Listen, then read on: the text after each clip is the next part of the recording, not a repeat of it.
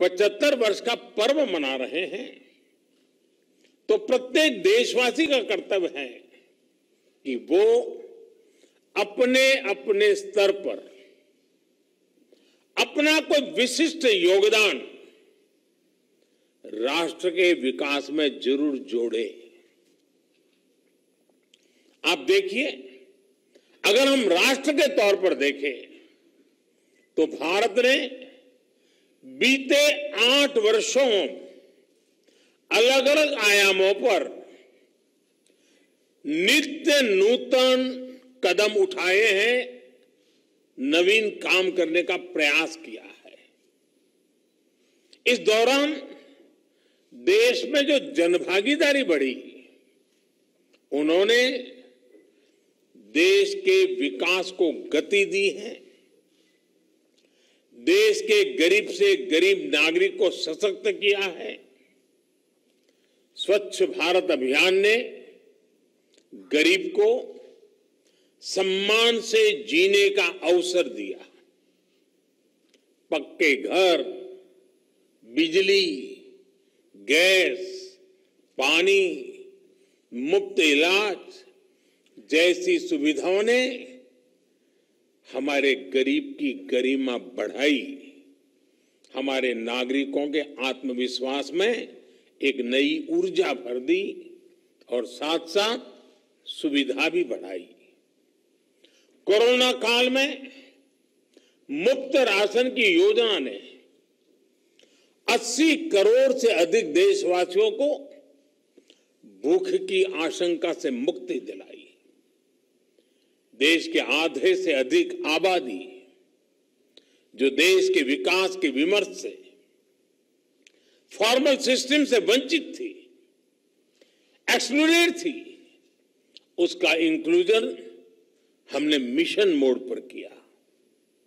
Financial inclusion का इतना बड़ा काम इतने कम समय में दुनिया में कहीं नहीं हुआ है।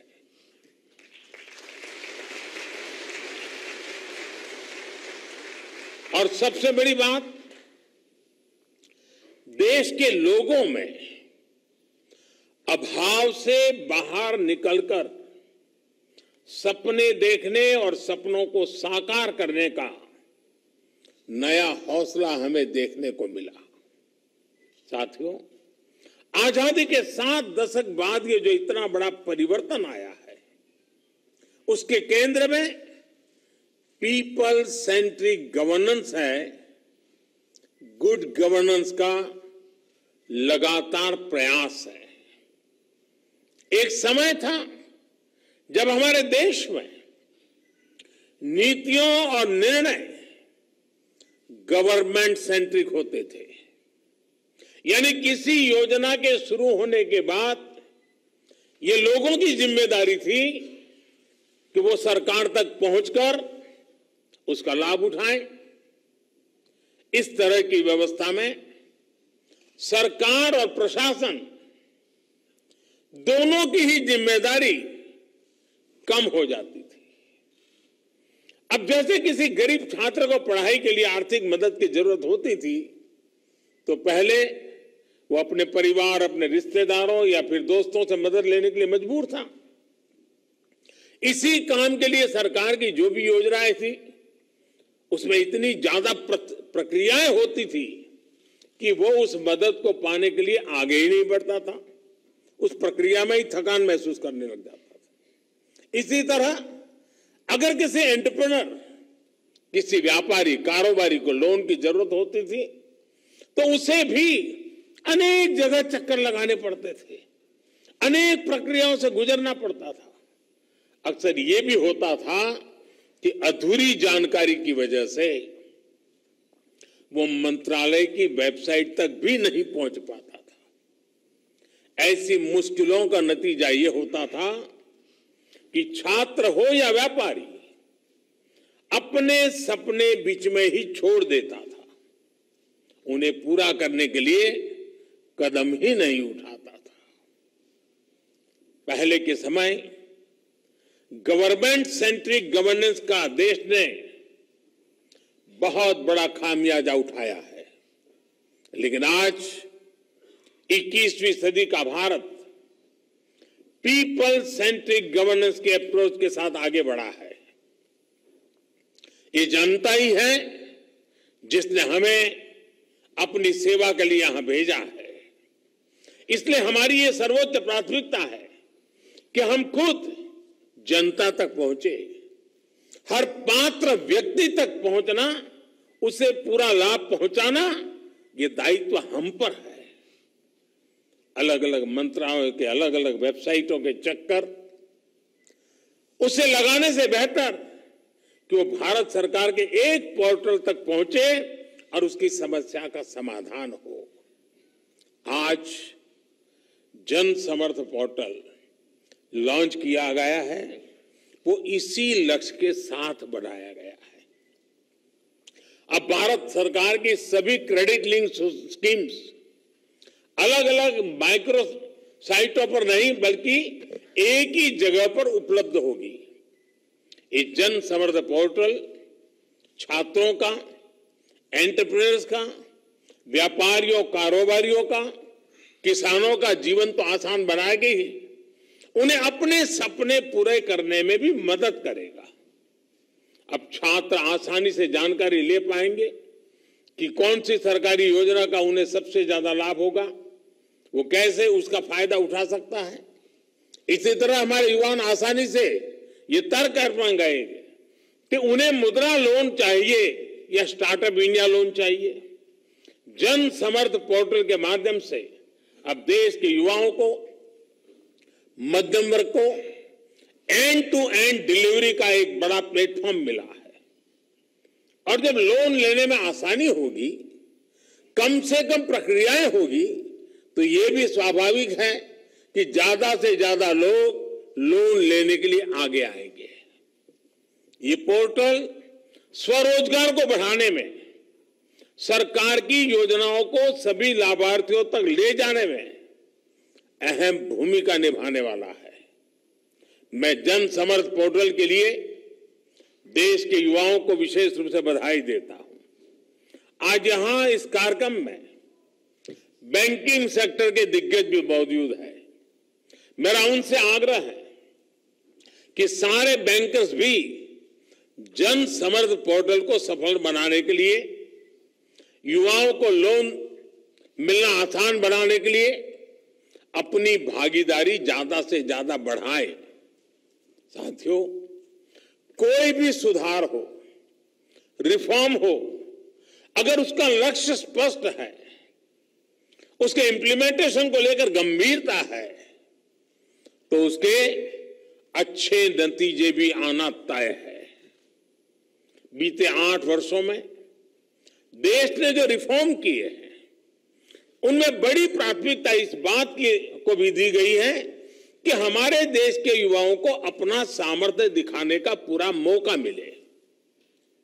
हमारे युवा अपनी मनचाही कंपनी आसानी से खोल पाए, वो अपने एंटरप्राइज आसानी से बन पाए, उन्हें आसानी से चला पाए, इस और जोर दिया गया है। इसलिए 30,000 से ज्यादा कंप्लायंसेस को कम करके 1,500 से ज्यादा कानूनों को समाप्त करके कंपनीज एक्ट के अनेक प्रावधानों को डीक्रिमिनलाइज करके हमने सुनिश्चित किया है कि भारत की कंपनियां न सिर्फ आगे बढ़े बल्कि नई ऊंचाई को प्राप्त करें। साथियों, रिफॉर्म्स यानी सुधार के साथ ही हमने जिस बात पर फोकस किया है वो है सरलीकरण, सिंप्लीफिकेशन। केंद्र और राज्य के अनेक टैक्सों के जाल की जगह अब जीएसटी ने ले ली है और इस सिंप्लीफिकेशन का नतीजा भी देश देख रहा है। अब हर महीने जीएसटी कलेक्शन 1 लाख करोड़ से रुपए के पार जाना सामान्य बात हो गई है। ईपीएफओ रजिस्ट्रेशन की संख्या में भी हम लगातार बढ़ोतरी देख रहे हैं। सुधार, सरलीकरण से आगे बढ़कर अब हम सुगम व्यवस्था का निर्माण कर रहे हैं। जेम पोर्टल की वजह से एंटरप्रेन्योर्स और एंटरप्राइज के लिए सरकार के अपना प्रोडक्ट बेचना बहुत आसान हो गया है। इसमें भी खरीद का आंकड़ा 1 लाख करोड़ को पार कर रहा है। आज देश में निवेश करने के लिए कहां कहां संभावनाएं हैं, वो जानकारी इन्वेस्ट इंडिया पोर्टल के माध्यम से आसानी से उपलब्ध है। आज अनेक तरह की क्लियरेंसेस के लिए सिंगल विंडो क्लियरेंस पोर्टल है। इसी कड़ी में ये जनसंपर्क पोर्टल भी देश के युवाओं, देश के स्टार्टअप्स को बहुत मदद करने वाला है। आज हम सुधार, सरलीकरण, सुगमता की शक्ति के साथ आगे बढ़ते हैं तो सुविधाओं का नया स्तर प्राप्त होता है। सभी देशवासियों को आधुनिक सुविधाएं देना, उसके लिए नित नए प्रयास करना, नए संकल्प लेकर उन्हें सिद्ध करना हम सभी का दायित्व है। साथियों, बीते 8 वर्षों में हमने दिखाया है कि भारत अगर मिलकर कुछ करने की ठान ले तो पूरी दुनिया के लिए एक नई उम्मीद बन जाता है। आज दुनिया सिर्फ एक बड़े कंज्यूमर मार्केट के रूप में ही नहीं, बल्कि एक समर्थ game changer, creative, innovative ecosystem के रूप में आशा और अपेक्षाओं से हमारी तरफ आज दुनिया देख रही है। दुनिया के एक बड़े हिस्से को भारत से समस्याओं के समाधान की अपेक्षाएं हैं। ये इसलिए संभव हो पा रहा है क्योंकि बीते 8 सालों में हमने सामान्य भारतीय के विवेक पर भरोसा किया। हमने जनता में ग्रोथ में इंटेलिजेंट पार्टिसिपेंट्स के रूप में प्रोत्साहित किया। हमें देश की जनता पर पूरा विश्वास रहा है कि जो भी टेक्नोलॉजी सुशासन के लिए लाई जाएगी उसे देश की जनता स्वीकार करेगी और सराहेगी भी। इसी जन विश्वास का परिणाम दुनिया के सर्वश्रेष्ठ डिजिटल ट्रांजैक्शन प्लेटफॉर्म यूपीआई यानी यूनिफाइड पेमेंट इंटरफेस के रूप में सबके सामने है। आज दूर सुदूर गांव से लेकर शहरों के मोहल्लों में रेहड़ी ठेले पर भी 10-20 रुपये से लेकर लाखों के ट्रांजैक्शन देशवासी इस पर आसानी से कर रहे हैं। हमें भारत के युवाओं में इनोवेशन और एंटरप्रेन्योरशिप को लेकर जो जुनून है उस पर भी बहुत अधिक विश्वास था। देश के नौजवानों में छुपे इस जुनून को रास्ता देने के लिए स्टार्टअप इंडिया का प्लेटफॉर्म दिया गया। आज देश में लगभग 70,000 स्टार्टअप्स हैं और हर रोज इसमें दर्जनों नए सदस्य जुड़ रहे हैं। साथियों, आज देश जो हासिल कर रहा है उसमें बहुत बड़ी भूमिका स्वप्रेरणा की है, सबके प्रयास की है।